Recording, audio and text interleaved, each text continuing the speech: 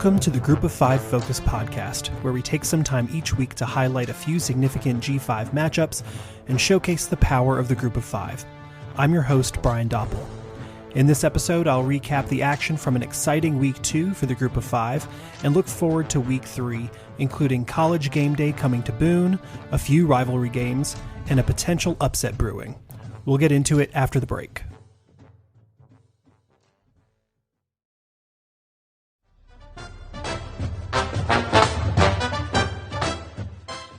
If you haven't heard about Anchor by Spotify, it's the easiest way to make a podcast with everything you need all in one place. Let me explain. Anchor has tools that allow you to record and edit your podcast right from your phone or computer. When hosting on Anchor, you can distribute your podcast on listening platforms like Spotify, Apple Podcast, and much more. It's everything you need to make a podcast in one place, and best of all, Anchor is totally free. Let me tell you from personal experience, when I first started this podcast, I knew about Anchor, but I wasn't sure if it was exactly the right tool for me. After a little poking around, I found that in fact it was, and when I had some questions when I first started my podcast, Anchor support was there to help. So if this sounds like it might be the tool for you to start your podcast, download the Anchor app or go to Anchor.fm to get started.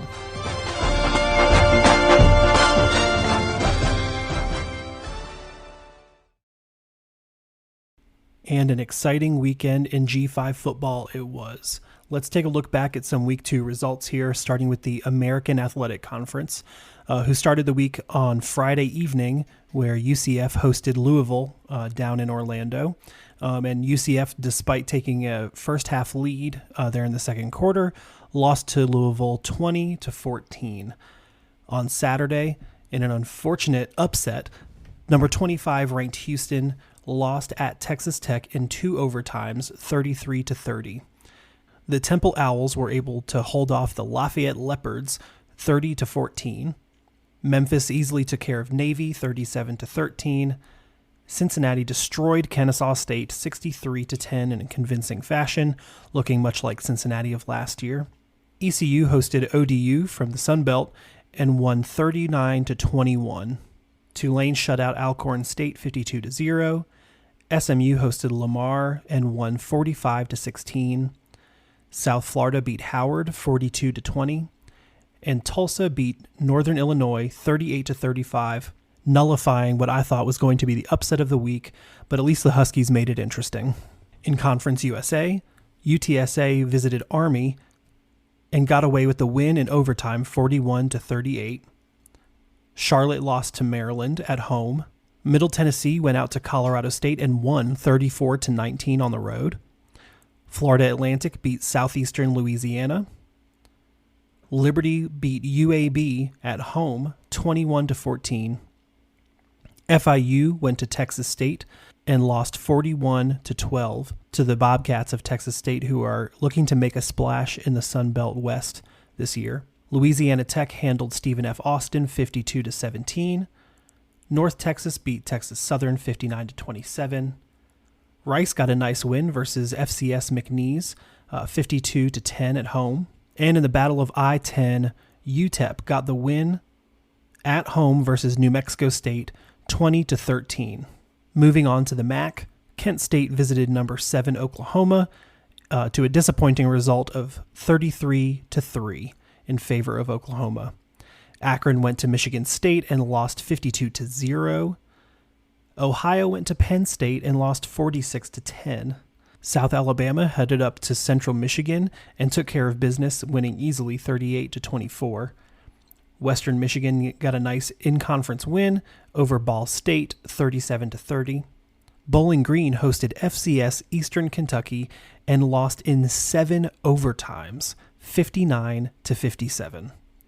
Buffalo likewise hosted Holy Cross and lost 37-31. Miami of Ohio got a nice win over Robert Morris, 31-14, and Toledo got a convincing win over UMass, 55-10. Eastern Michigan, who was hoping to make a bit of a better game out of this, went down to Louisiana and lost 49-21 after a strong early showing. Louisiana they came back strong in the second half, scored a ton of points that Eastern Michigan were just not able to answer. So the Cajuns came away with a win after something like 4 or 5 unanswered touchdowns in the second half. So well done, Cajuns. Over in a sort of melancholy, saddened state of the Mountain West, on Friday evening, Boise State went to New Mexico, and the Broncos won 31-14. On Saturday, Hawaii went to Michigan and lost 56-10, while Air Force hosted Colorado out of the Pac-12 and took care of business with the rivals just from up the road, 41-10 in favor of Air Force. UNLV went to Cal and did a decent job. They lost, but they put up a good showing. They lost to the Golden Bears 20-14. Meanwhile, Wyoming hosted Northern Colorado and won 33-10. Nevada had a difficult time with Incarnate Word, losing 55-41 at home. And Utah State's struggles continue as they lost to Weber State at home 35-7. I was really high on Utah State to start the season, but unfortunately, they're just not giving me a lot to go on in the first couple of games here. San Jose State went to Auburn and put up a good showing as well, but unfortunately lost to the Tigers 24-16, while San Diego State hosted Idaho State and won 38-7. And in my matchup of the week, where I was predicting a really great game out of the Bulldogs of Fresno State as they hosted the Beavers of Oregon State. It was a great game, but Oregon State won on a walk-off touchdown 35-32, despite an excellent showing by Jake Hayner and Jordan Mims. A very disappointing result there, but a good showing by the Bulldogs. Lastly, rounding out our Week 2 wrap-up, let's take a look at the Sun Belt. Arkansas State went to Ohio State, and as you might expect, walked away with the loss there, 45-12 in Columbus. Southern Miss went down to Miami and lost 30-7. Georgia State hosted Carolina, North Carolina that is, and almost did away with the Tar Heels, but lost 35-28. The Tar Heels, who host App State again next year, but I have a feeling after that we'll probably avoid the Sun Belt for a little bit after the 2 games that they've had starting this season. JMU hosted and crushed Norfolk State, an in-state rival there from the FCS, 63-7, just showing that JMU is ready to make this transition to the FBS, and looking forward to them coming up to Boone to play App State in a couple of weeks here. Troy hosted Alabama A&M and won 38-17, while Louisiana Monroe hosted Nichols and won 35-7, and Coastal hosted Gardner-Webb and eked out the win 31-27 over the FCS foe. Now, the last 3 games in the Sun Belt are where the excitement really picks up here.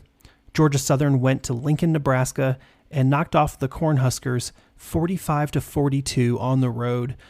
Scott Frost, of course, the former UCF head coach, is subsequently fired or dismissed.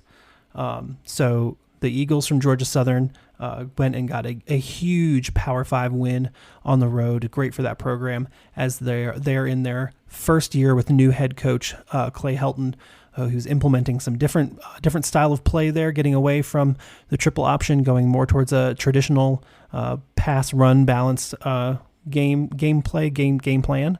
And a great win, a great signature win for that first year head coach down there in Statesboro.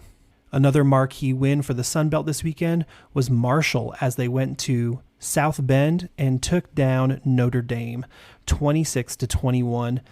This was a great game that Marshall was in control of essentially from the beginning. There was good back and forth after Marshall took the lead early in the second quarter, but really in watching the highlights of the game, it was very clear that the offensive line especially played extremely well in this game. And you don't just go into to Notre Dame's house and take them down, but the Herd got it done this weekend. Lastly, in the game that I'm most excited about, and just probably no surprise from this weekend, App State went down to College Station and beat number 6 Texas A&M on the road. They won that game 17-14. It was an excellent game defensively from App State, and also really from the coaching perspective as well. This was a huge win for Sean Clark. The stats are overwhelming in favor of App as far as total yards. They held A&M to 186 total yards. App had 0 turnovers and A&M had 2. And then as far as possession goes, App had the ball for 41 and a half minutes and A&M had the ball for just over 18 minutes. So excellent game management by the coaching, but also great execution by the players. Bryce had a pretty slow day passing. He went 15 for 30 for 134 and a touchdown. But Can Peoples, who left the game early with an injury, and App's running core, who is missing Nate Noel from injury this week as well, had to rely on a few different faces. But Cam Peoples, especially there in the fourth quarter and the second half, did what he needed to do, had a few big plays to seal the win for App State. And I'm a little bit concerned about their special teams, which they haven't had to be concerned about in a very long time. But with the veteran kicker, Chandler Staten, graduating and leaving the program, there's just some new faces in there that need to get some experience, but I'm sure they'll figure that out in the meantime, and the missed field goals will be a thought of the past. Nonetheless, an excellent marquee win, App's first victory against a top 10 opponent since the fated Michigan game back in 2007. So this is definitely one of the biggest wins in program history, and an excellent result against a very challenging opponent in Texas A&M.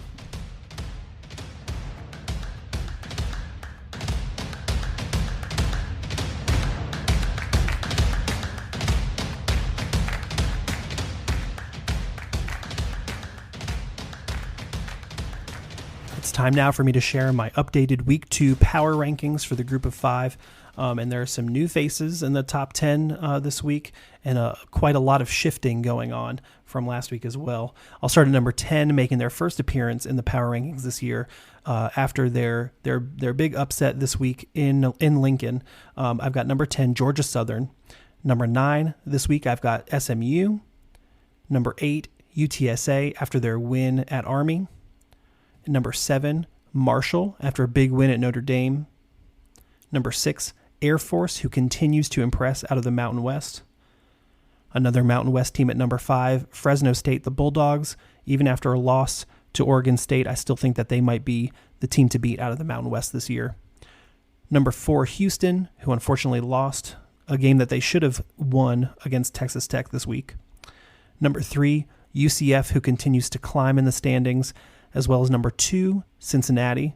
But at number 1, after likely the biggest game of the week last week, moving up quite a bit, I have number 1, App State, as they host Troy and College Game Day this week.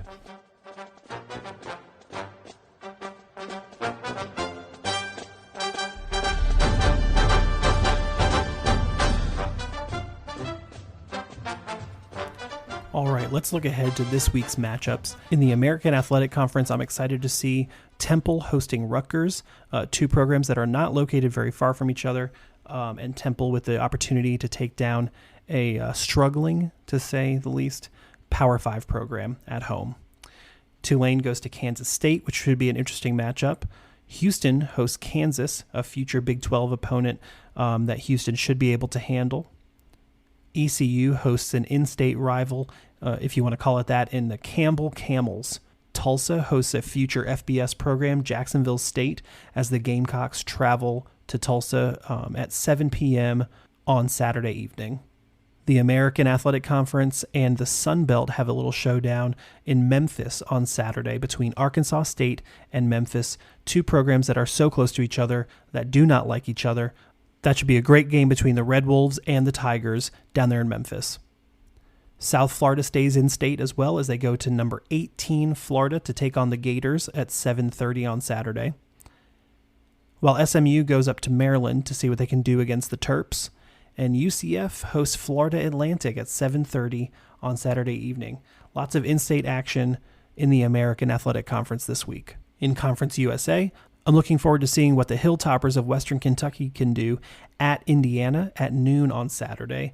The Hilltoppers are expected to win, according to ESPN's FPI. They have a 54.8% chance to win over the Hoosiers, and I really look forward to seeing that happen. North Texas has a matchup with the Mountain West as they travel to UNLV at 3 o'clock on Saturday, while Charlotte travels down I-85 to Atlanta to take on the Panthers of Georgia State in a CUSA Sun Belt matchup. Middle Tennessee State hosts Tennessee State in Murfreesboro at 7 o'clock on Saturday. Rice is hosting the Raging Cajuns of Louisiana at 7:30.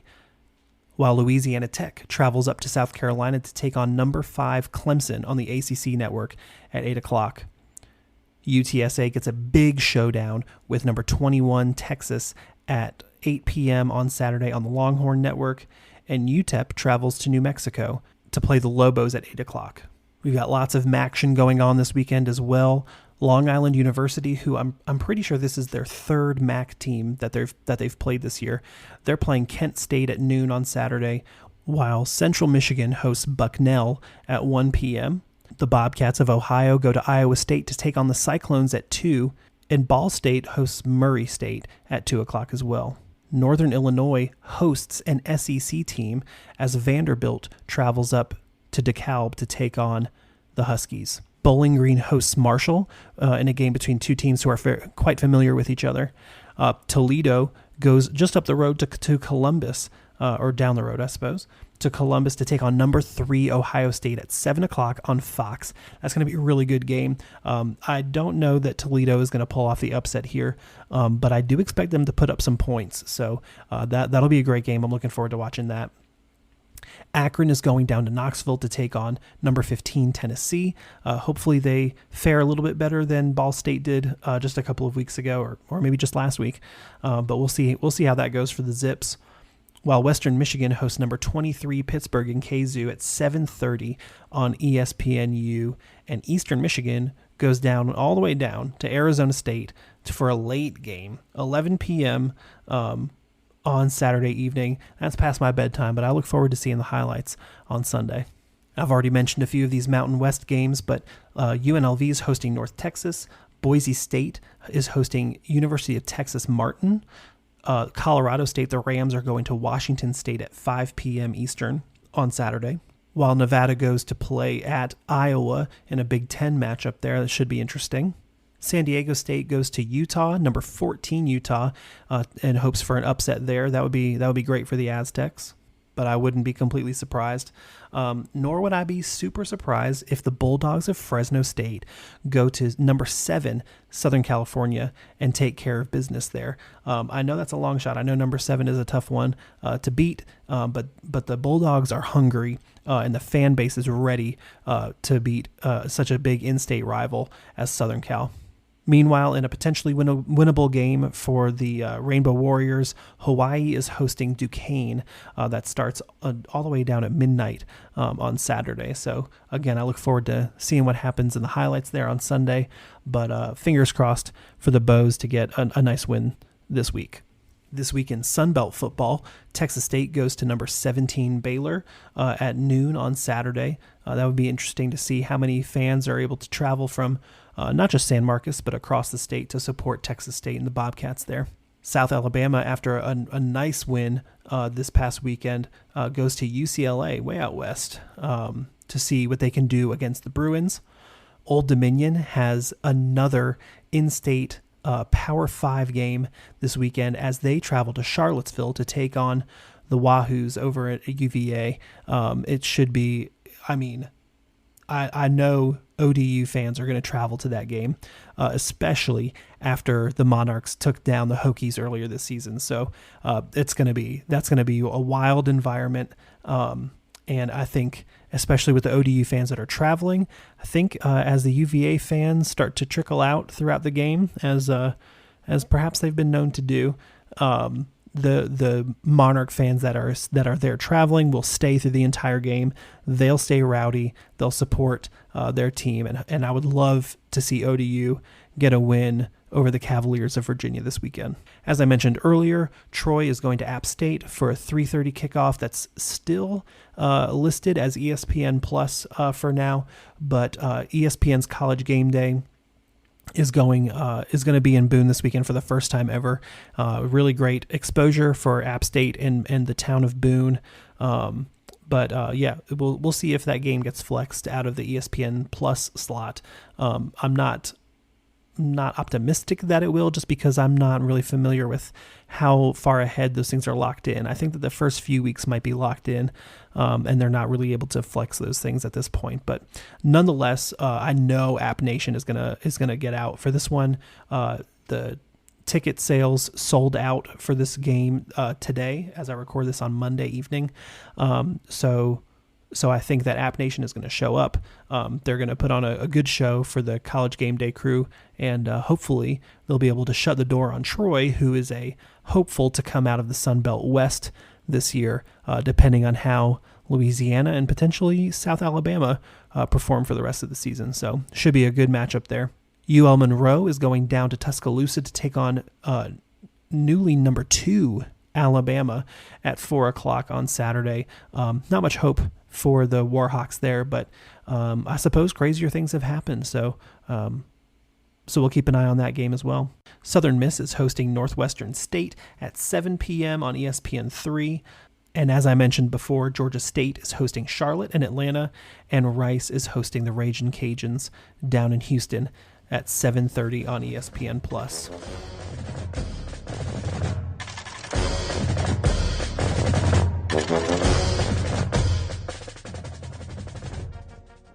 There's also a few rivalry games being played this weekend. The first one is the Battle for the Bell between Cincinnati and Miami of Ohio, two teams that you might not think, because of their recent performances, have much of a rivalry, but these two teams have been playing since 1888. And you're not going to believe this, but the all-time record on this matchup is tied at 59 wins apiece and 7 ties. This game is absolutely unbelievable. The first game is actually one of the first game between them back in 1888 is one of those ties that ended in a 0-0 tie, and no coaches listed for either team for that matchup. I would love for a Cincinnati or Miami historian to come on the program here and explain to me how that happened. But yeah, absolutely unbelievable. Recently, of course, Cincinnati has had the upper hand in this matchup, but as I mentioned, historically these teams are deadlocked since they began play back in the 1800s. Of course, Miami hasn't won in this matchup since 2005, which is actually a nice win, 44-16. But that was way back when Mark D'Antonio was the head coach of Cincinnati. Obviously, he's gone on to do lots of different things since then. But this should be a really great game between these two teams in the state of Ohio. You know, a hotbed of football history. I think this should be a really great matchup, and it will, if nothing else, it will break the historical tie. So we'll see who wins the victory bell in the battle for the bell this weekend. Another exciting historical rivalry that's being played this weekend is the Paint Bucket Bowl between Arkansas State and Memphis. These two teams have been playing each other since 1914, and Memphis has the slight edge historically. They have 31 wins to Arkansas State's 23, and there's been 5 ties between the two teams. These two teams have played each other each of the last 2 years as well, with Memphis winning each of those. Arkansas's last win in the series was back in 2012 under Gus Malzahn, but in the year before that, in 2011, they beat Memphis 47-3 in Jonesboro under Hugh Freeze. So lots of history in this game. If I'm forced to choose, my money in this game is probably going with the Tigers of Memphis, but Arkansas State can always pull something out of their hat. We'll see. I think we'll see a bit of what Arkansas State is made of this week as they're going against a historical rival. And, they've struggled a bit, so I think this is a chance for them to really make a statement on their season. The last rivalry we've got going on this weekend is between Air Force and Wyoming. These two teams have been playing each other since 1958, so not as old as, let's say, the Battle for the Bell between Cincinnati and Miami, but this is still a heated rivalry between two Mountain West teams who do not care for each other. Been playing for over 50 years now, and over those years, they've played each other almost 60 times. So lots of history here. Air Force has the slight advantage historically with 30 wins to Wyoming's 26, and there have been 3 ties between the teams. Air Force has also won the last 2 meetings in 2021 and in 2020, but Wyoming won the 3 meetings before that. So, 30 to 26 with 3 ties, that's a pretty even matchup between these two Mountain West teams. It'll be very interesting to see how Air Force responds after a fairly successful season that they've been having this year. Now that they're facing a Mountain West, I believe their first Mountain West foe of the season in Wyoming, who had a surprisingly good season last year. It'll be interesting to see how Air Force is able to respond to the Cowboys as they're playing in Laramie, I believe. So those are some rivalry games to keep an eye on this week. It's just one game, a drop in the bucket, but that's what these rivalries are made of.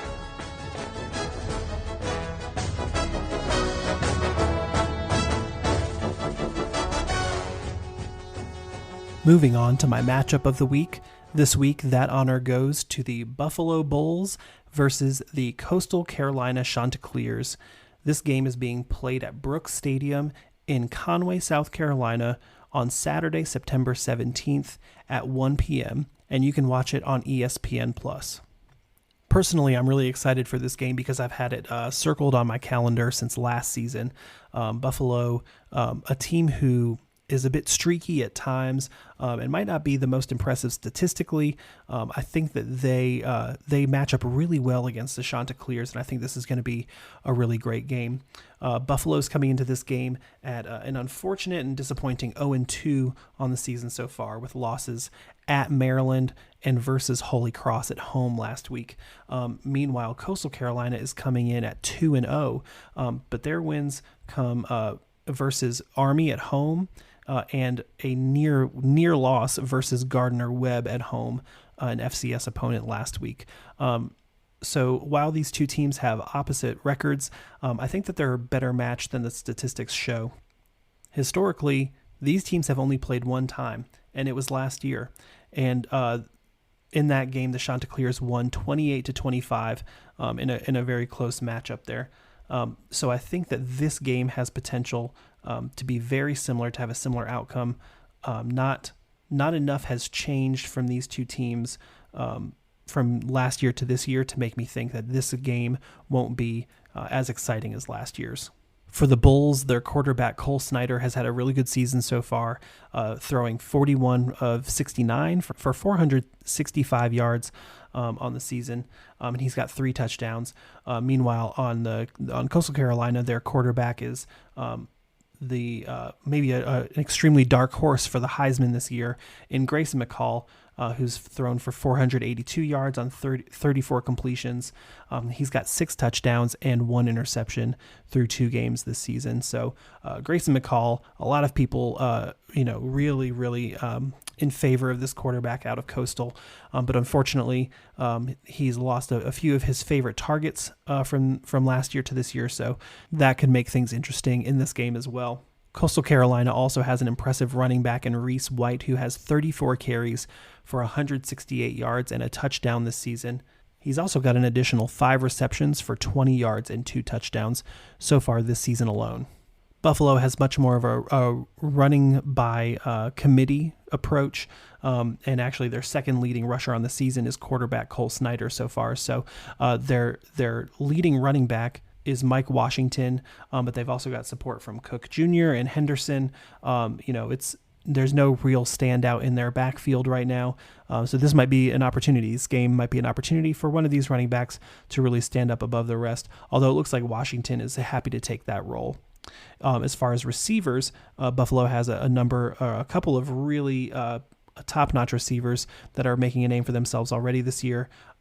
Justin Marshall, a senior out of Conyers, Georgia, He has had an excellent season so far with 9 receptions for 168 yards and 2 receiving touchdowns on the year, followed closely by Queon Williams, a wide receiver out of Oklahoma City, who has 133 receiving yards and 1 receiving touchdown this season. So a couple of really strong targets for Buffalo that might help their chances in this game here. And on the defensive side of the ball, the linebackers are the key for the Buffalo Bulls. Their linebackers, Dolach and Patterson, have a combined 39 total tackles between the two of them, including an extra sack on top of that, and a pass defended for Dolach as well. These linebackers are definitely making a name for themselves, and they're going to be key to stopping the passing attack of Grayson McCall come Saturday.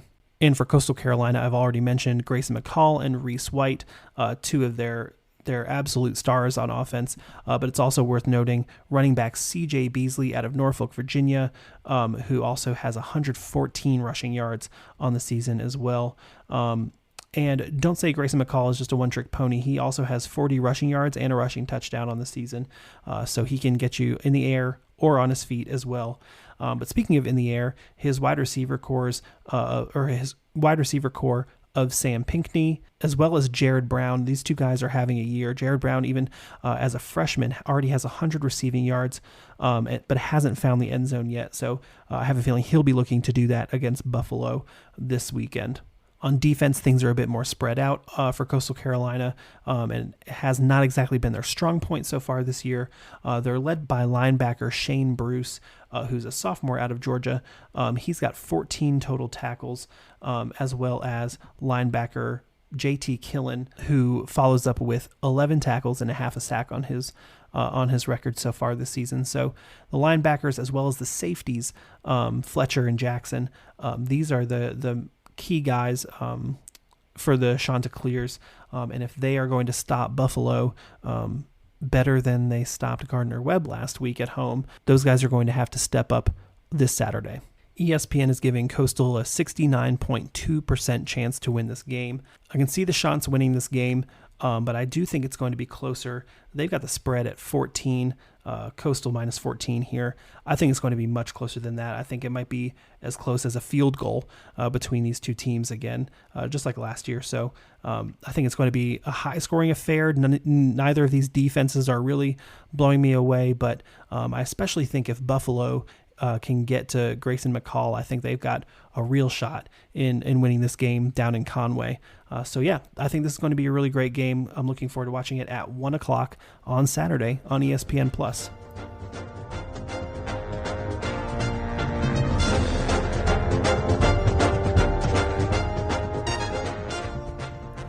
Each week, I also share a matchup that I'm putting on Upset Alert. This matchup always contains at least one team ranked in the top 25 by the AP, or granted at least a 70% chance to win according to ESPN's Football Power Index. This week, the team that I predict will upset their opponent is Georgia Southern in their matchup against UAB. This matchup is on Saturday at 3:30 at Protective Stadium in Birmingham, Alabama. ESPN's Football Power Index gives UAB a 71.7% chance to win this game, but I think that they might be poised for an upset. Here's why. UAB is coming into this game as the clear favorites, being the home team, as well as coming off of a convincing Week 1 win versus Alabama A&M 59-0, and losing narrowly at Liberty last week 21-14. I think UAB is one of the top teams in Conference USA this year. I think that they're going to have an excellent season, but I think that they need to watch out for the Georgia Southern Eagles this week. And no surprise there, as an Appalachian alum, that pains me to say, but the Georgia Southern Eagles are looking good after their win at Nebraska this past weekend and a convincing, extremely convincing Week 1 blowout versus Morgan State 59-7. As I mentioned previously, it looks like Georgia Southern is getting away from their traditional triple option sort of game plan under new head coach Clay Helton, and their quarterback Kyle Van Tree seems to be handling that very well. He's already got 776 passing yards on the season and 5 touchdowns to accompany 3 interceptions that he's also thrown. But Van Treese has an excellent wide receiver core that he's throwing to as well. Caleb Hood and Derwin Burgess Jr. Are two of the top wide receivers for Georgia Southern this year. They have 12 and 16 receptions respectively, and both have over 150 receiving yards and a touchdown apiece. They're supported by another wide receiver, Jeremy Singleton from New Orleans, who is also having a really good season, racking up just shy of 150 yards so far this season and also one receiving touchdown. So it's clear that the Eagles are spreading the ball around passing-wise, but they're also getting it done on the ground as well. Their running back leader so far this season is Gerald Green, who has 176 yards and 3 rushing touchdowns, along with Jalen White, who has 4 rushing touchdowns on the season, as well as a couple of others who haven't found the end zone in their running game as well. So the Eagles are surprisingly balanced this year. And again, not something that I enjoy saying, but I think that Georgia Southern is going to give them a bit of a hard time, especially if the defense can really step up like they did against Nebraska last week. Georgia Southern's top 3 tacklers so far this season are linebackers. So I think their linebacking core, as well as the defensive backs, are going to have to continue their high level of play to keep the pressure on UAB this weekend. For the Blazers of UAB, Dylan Hopkins is definitely their hot hand quarterback. He's got 305 passing yards this season. He's throwing at nearly 70% completion rate with only 1 touchdown so far this season, though. Many more touchdowns are coming from the strong running game of the Blazers, led by Jermaine Brown Jr., a junior out of Mobile, Alabama. Who's got 205 rushing yards and 2 touchdowns. Another running back that has 2 touchdowns for the Blazers is Lee Witherspoon out of Birmingham. He's a sophomore who's got only 53 yards on 8 carries, but again, those two rushing touchdowns to add to the list for the Blazers so far this season. There's only 2 receivers on UAB that have recorded touchdowns this year, and actually they're not wide receivers at all. They're both tight ends.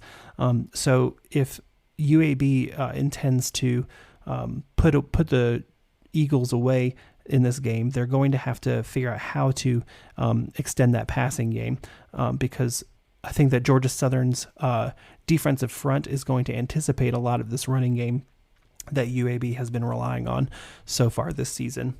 On defense, UAB has a couple of linebackers in Noah Wilder and Tyler Taylor, who have recorded 14 tackles apiece so far this season, as well as another linebacker by the name of Kelly Sanders, who's their number 3 tackler this season. He's got 8 tackles so far, and a sack as well. So the UAB defense is decent, but I think that Georgia Southern is going to give them a hard time this week. I don't know that.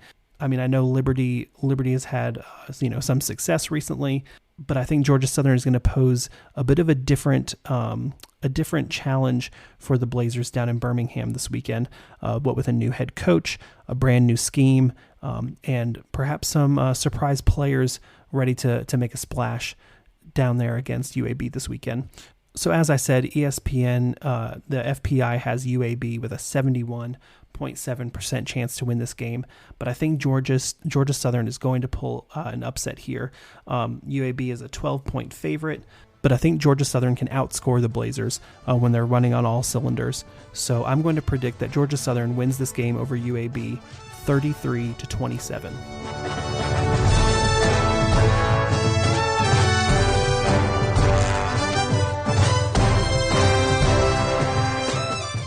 Thanks for joining me this week on the Group of 5 Focus podcast. How do you feel about my picks? Did I miss any historic rivalries? And do you have any suggestions for upcoming matchups that I should preview? Reach out on Twitter, Instagram, and Facebook at G5FPod to join the conversation and let me know. And if you haven't already, please follow, rate, and review on your podcast platform of choice. And be sure to share it with your favorite Group of 5 fans. That's all for this week on the Group of 5 Focus podcast. Until next time, my question for you is, what is one thing you can do to showcase the power of the Group of 5?